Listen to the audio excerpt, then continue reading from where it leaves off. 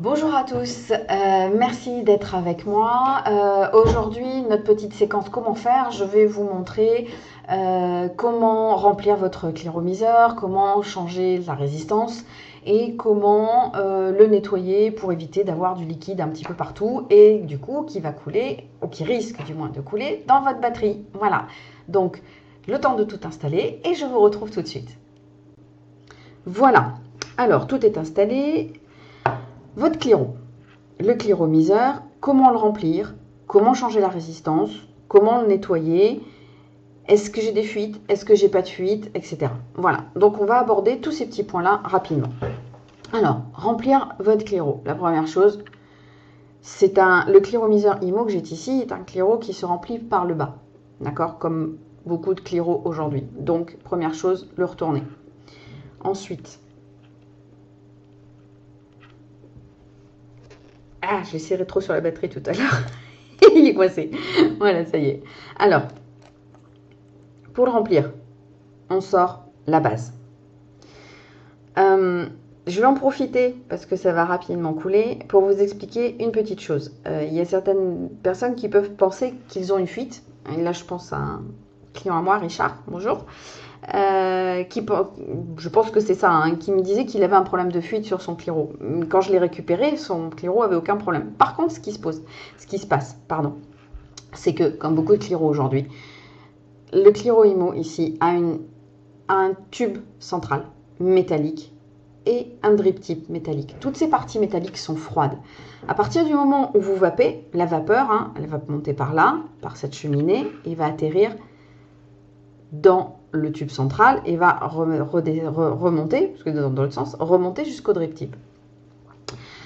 Qu'est-ce qui va se passer? Cette partie étant froide, quand la vapeur va remonter, il y en a une toute petite partie qui va se condenser le long du tube, d'accord? Et qui va rester là. Parce qu'à partir du moment où vous avez mis votre base fermée, là, ici au niveau du haut du tube, va se faire une étanchéité avec la tête de la résistance. Donc du coup, quand vous avez du liquide, bon, un mauvais exemple, j'en ai un, c'est parce que je l'ai ouvert. Quand vous allez faire comme ça, vous vapez, le liquide, il est retenu dans le tube. Par contre, quand vous ouvrez, ça libère la pression et du coup, le liquide va redescendre. D'accord? Donc du coup, quand vous mettez ici en dessous, vous récupérez quelques gouttes de liquide. Alors, c'est pas malin, mon liquide est translucide, donc ce qui fait qu'on ne voit pas. Je vous demande de me croire.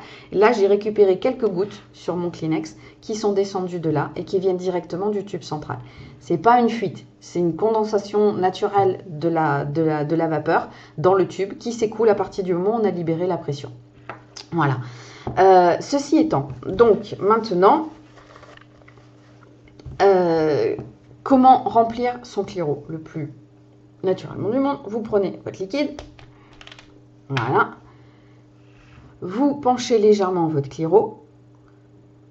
Vous posez la pipette de votre liquide le long de la paroi ici, entre le tube central et la paroi. Et vous appuyez et vous remplissez. Vous remplissez. Faites attention de ne pas dépasser le haut du tube central. Si jamais vous le dépassez, votre liquide, il va tomber directement par le tube et il va retomber là sur votre Kleenex au mieux, au pire sur vos doigts si jamais vous n'avez pas de Kleenex en dessous. Ce qui n'est pas très agréable. Une fois que vous l'avez rempli, vous prenez votre base, vous la nettoyez un petit peu, éliminez un petit peu, n'hésitez pas à éliminer le liquide qui va se trouver ici sur le pas de vis, un petit peu sur la tête, etc. Voilà, hop, ça permet de pouvoir nettoyer un peu le liquide qui n'en est plus, et puis surtout, nettoyer aussi le pas de vis ici. Voilà. Pourquoi? Tout simplement parce que quand vous l'aurez fait, quand vous allez visser, ça va éviter que du liquide qui soit dans le pas de vis, par la pression, quand vous revissez, le liquide remonte et sorte par la jointure qui est là. Ça vous met du liquide en plus sur les doigts, c'est pas forcément très agréable. Et puis voilà, c'est jamais très bon d'avoir plein de liquide qui traîne. Voilà, ça c'était pour le remplissage. Pour le changement de la tête, même chose. Évitez de le faire le Cliro plein, parce que vous avez une chance sur deux de le poser, de le renverser. Ou alors vous faites comme moi. Hop. Vous prenez là, c'est un petit capuchon du French Liquid. Vous prenez un petit truc de stockage où vous pouvez poser votre Cliro tranquillement comme ça. Mais ça, c'est quand vous êtes au bureau. Quand vous êtes autre part, vous n'avez pas tout ça, bien évidemment, c'est un peu moins pratique. D'où l'intérêt de changer la résistance, le Cliro vide. Voilà, une fois que c'est fait, bah, vous prenez votre base avec la tête. Au niveau de la tête, vous dévissez, vous l'enlevez.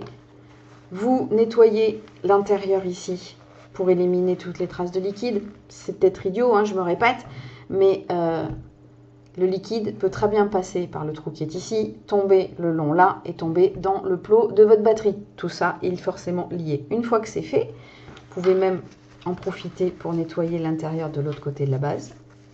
Ça nettoie aussi un petit peu les renfoncements de l'airflow, c'est pas plus mal.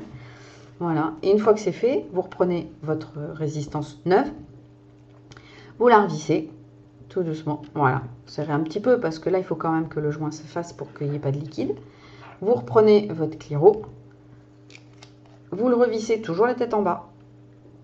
Et puis voilà, ça y est, votre Cliro est rempli, votre résistance est changée, il est propre.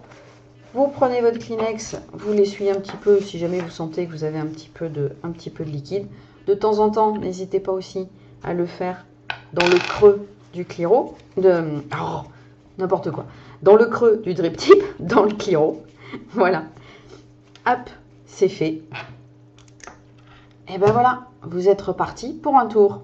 Alors, maintenant tous ces petits nettoyages, c'est pas obligatoire de les faire que lorsque vous remplissez votre liquide ou changez votre résistance. L'intérieur du tube, là, vous pouvez nettoyer en fait quand vous voulez. Toutes ces parties-là sont communicantes. Donc, si à un moment donné, quand vous vapez, vous sentez qu'il y a un peu de liquide qui remonte, c'est peut-être certainement qu'il y en a un petit peu trop dans le tube central. Donc, vous prenez votre Kleenex, vous en faites une mèche, comme ça, un petit peu longue, n'hésitez pas. Voilà. Vous l'insérez dans le tube par le drip tip et vous tournez, vous allez nettoyer. Et je peux vous garantir, vous voyez la longueur de ma mèche, je suis vraiment allée jusqu'au bout. J'ai encore un petit peu de liquide au bout, ça c'est certainement par la résistance. Et puis voilà, ça c'est rapide, ça vous évite à la limite quand vous dévissez pour changer, ou pour remplir, d'en avoir plein les doigts qui coulent en dessous. Voilà, j'espère vous retrouver très bientôt et puis je vous souhaite une excellente continuation et une bonne vape. Salut!